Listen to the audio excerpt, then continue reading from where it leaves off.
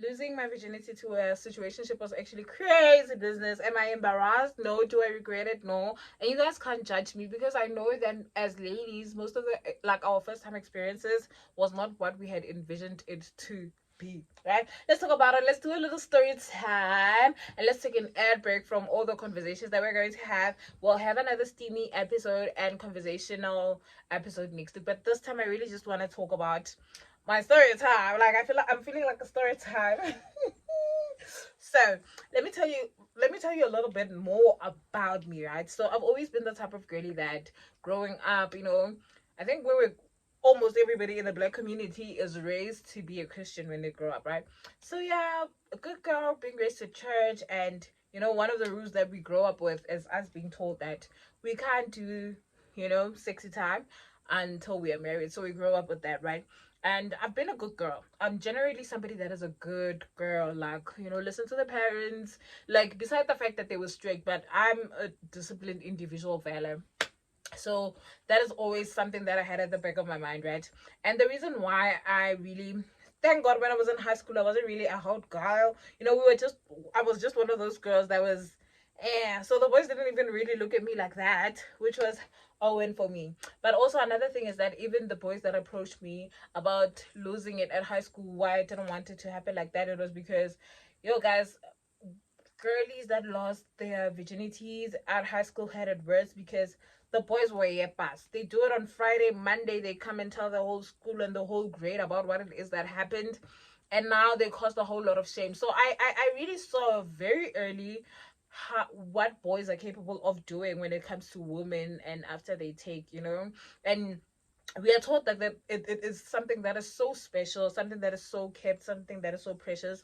I do think it is, but yeah.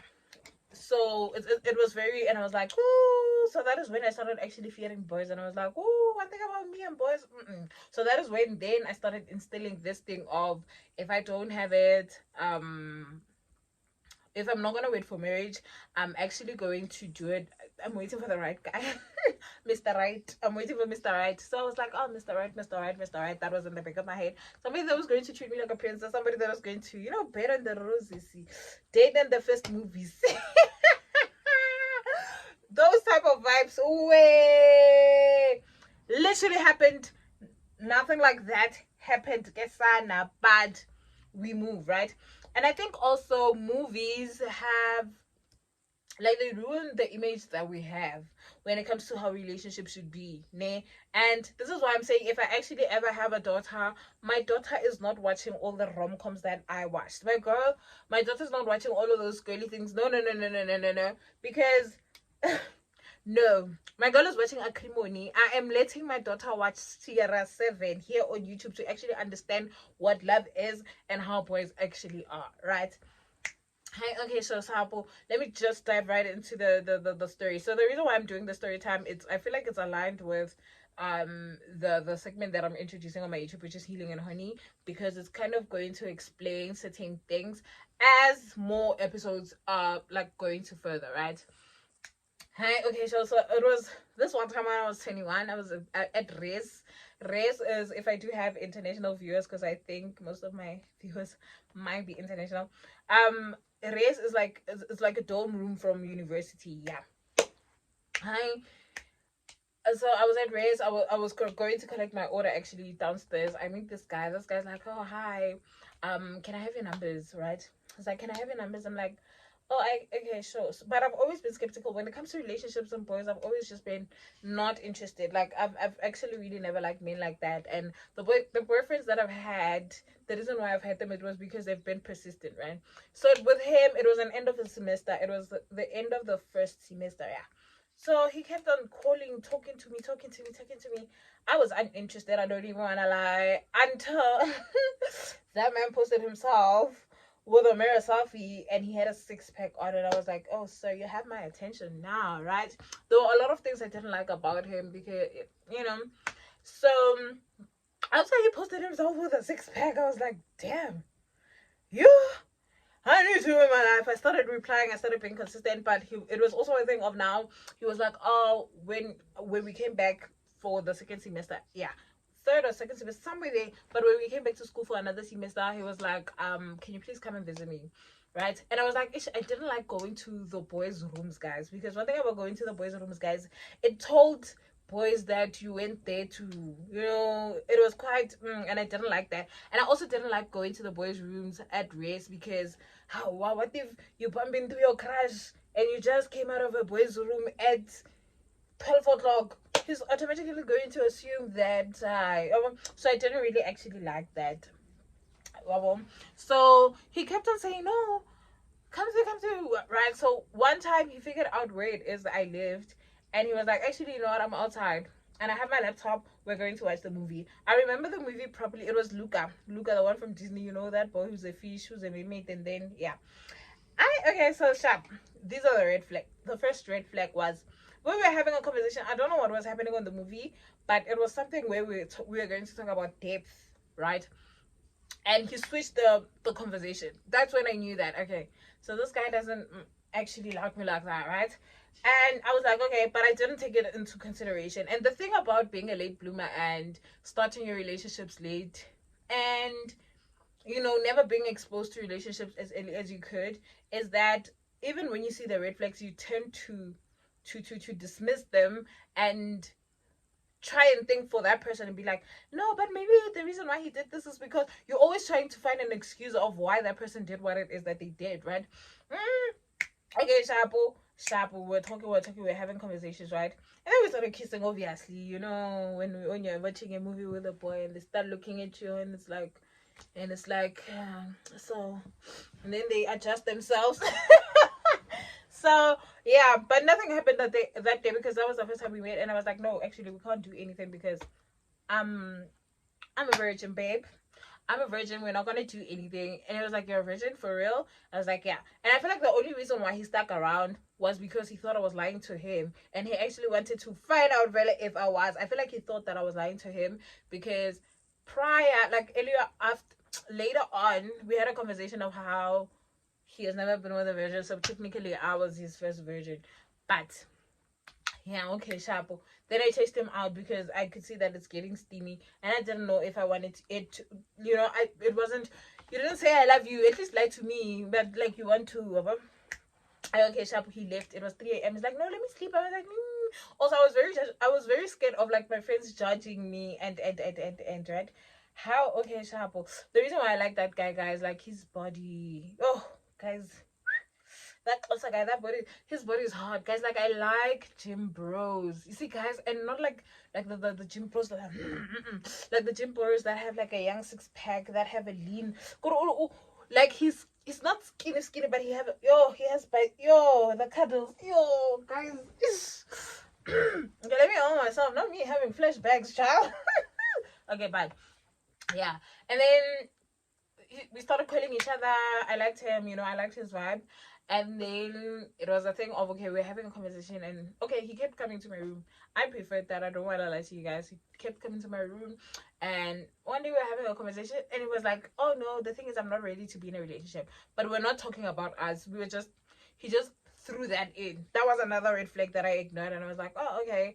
And I think another thing with me, the reason why I hung around or stuck with that guy so much was because, and I know that, during our time, in our era, when we were raised to kind of be pygmies, right? So you think that being a good girl, so you think that being a virgin is actually, it's gonna get him to love you more than, you get what I'm saying, Mos. It's going to make you stand out and be the girl that he wants to choose. Oh, Kante, it's not like that. That's not how the cookie crumbles. That is not how the cookie crumbles. And yeah, so basically, that I ignored those red flags, and I was like, you are going to choose me. You know the song, like, you don't gonna be, I don't gonna be the one, I just wanna be. But okay, so time went by, then things happened the way that, before, right? You guys are actually gonna judge me for this. I actually gave him my virginity when I knew that he had a girlfriend.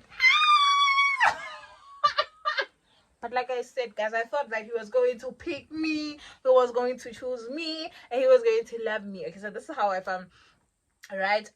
Like, yo, and that was so stupid of me. I don't want to lie to you guys because are you dumb, my sister? And the reason why also I was so attached, or it felt like I loved this guy so much, was because he liked big girls. And that is something that yo, that guy liked big girls. If there's a guy that liked big girls, that guy likes big girls. Like, for real, for real, for real. If you're a big girl, you're his type, right? And because I kind of didn't like myself and I didn't have confidence in myself, I kind of relied on him to kind of give me that confidence and to kind of like make me feel good about myself, because I was unable to do that for myself. So when he was telling me, oh my gosh, you're so beautiful, or when he loved parts of my body that I didn't love of myself, this is why self-love is also important, because if you don't love yourself, you're going to depend on somebody to kind of, let you know that you're beautiful, or to let you know, so that you're going to depend on somebody so that you have confidence or things like that. And that is another reason that, like, I clung and hung to him, because I felt like, oh well, this is the only guy that is going to, or that is understanding me. This is the guy that might not, you know how the type of guys, different types of guys attract big girls. You know that guys that might like you, but because of their guys' approvals, next thing he only wants to see you at night. So that guy is the type of guy that likes a big girl genuinely and would walk in the streets with a big girl. Right. So how I found out that he has a girlfriend, actually, how I found out that he has a girlfriend. I was taking a nap. It was a hot sunny day actually. It was so hot, guys. I was taking a nap. But the thing with me is that I'm a light bulb. I'm a light bulb. So that means is that, like, I kind of have like prophetic dream, not dreams. I kind of have a prophetic gift, right? So there are certain things that I see.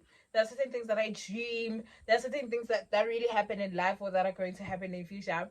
So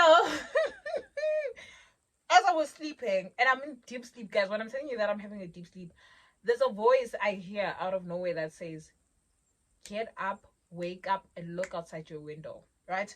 I'm sleeping. That's what I hear. Wake up. In my language, it says, "Umpile tlo lebelela ka lefestere." And then I'm like, "Gah." When I wake up, I look outside the window.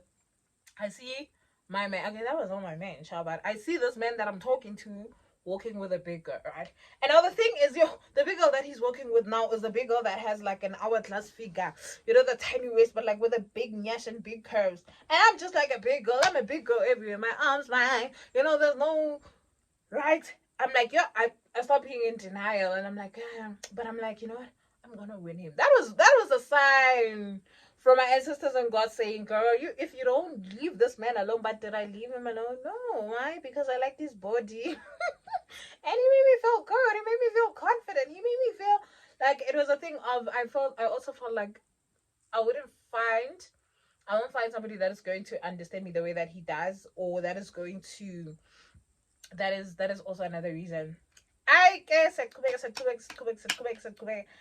and then eventually things happened the way that it happened, and it was actually such a stressful situation, guys, because I don't like the way that I was treated, and the fact that but it made me strong. Imagine being your first relationship ever. You're being right. It made me strong, and the reason why I say it made me strong is because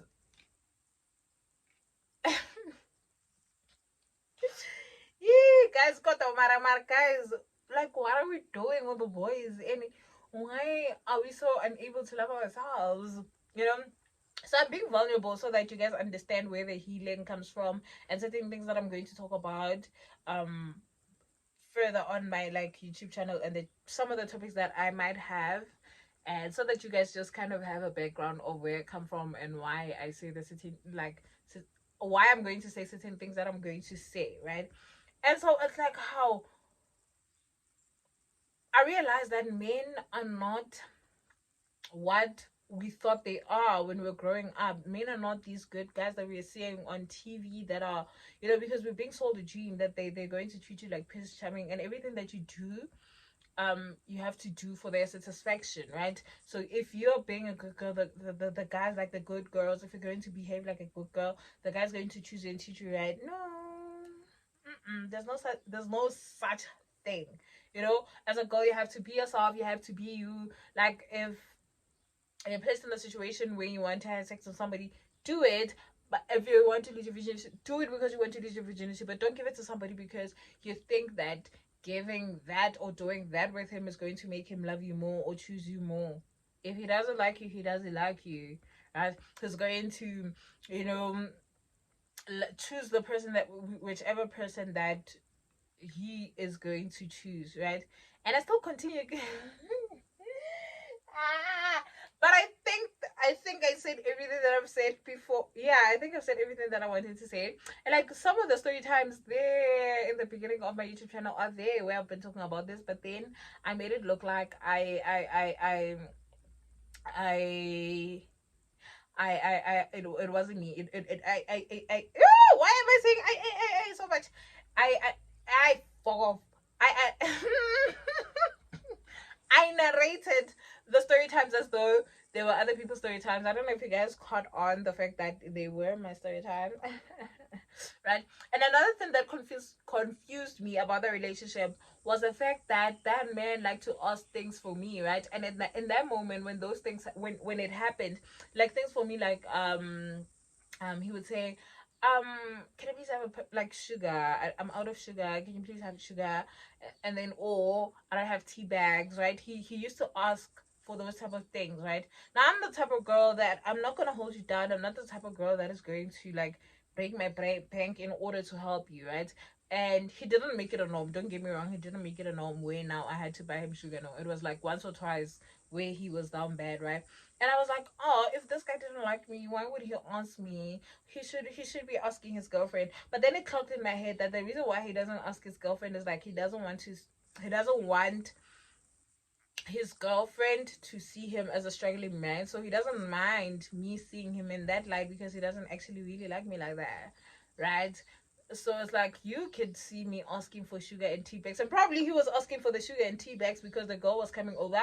Because I think when he was doing his second year, the girl wasn't staying at our race. The girl only stayed at our race the following year. Yeah. Mm, yeah. The one story that actually made me crash out, guys, you hear this guy. Oh, okay. So he was at the hospital, right? There was okay.